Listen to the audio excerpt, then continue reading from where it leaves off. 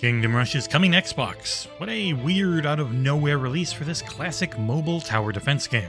After spending a dozen or so hours replaying it, I think it's safe to say that the transition from touchscreens to controllers has worked well. So let's get into it in the XboxEra review of Kingdom Rush.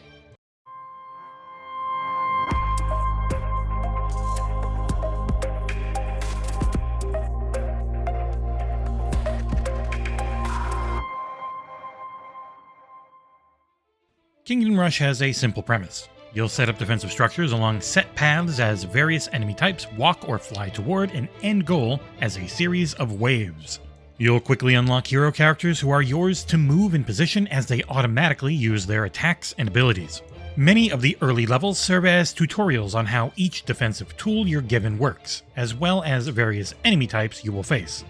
It's a pretty tough game, and learning which tower can properly take down each enemy type will be key. The most basic defensive structure is your barracks, which will put 3 soldiers in the path of any oncoming enemies. At first, they're weak, poorly armed people who deal little damage and die quickly. For damage output, you'll have archers, wizards, and artillery emplacements. Knowing who to use where and how you should upgrade them is 90% of the game.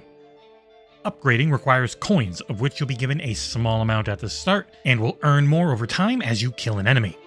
All of your heroes and towers will automatically attack in a predefined area around them. Most of the time, you will be setting up choke points so that the most damage can be dealt to enemies as they stop to fight your foot soldiers. To do this, you'll need to adjust where those soldiers and heroes stand constantly throughout each level, and this is one of the tougher actions to perform on a controller, in comparison to the game's original touch controls. Cycling through each building was occasionally frustrating as I would move up, but it would push me up and left. After a few hours, I felt a lot more comfortable with the game's logic on how the analog stick would move in each level. But it was never quite as fast as the touch controls were when I tried the game on my phone again. And this is rough because, as best I can tell, this is a one-to-one port from the original mobile version.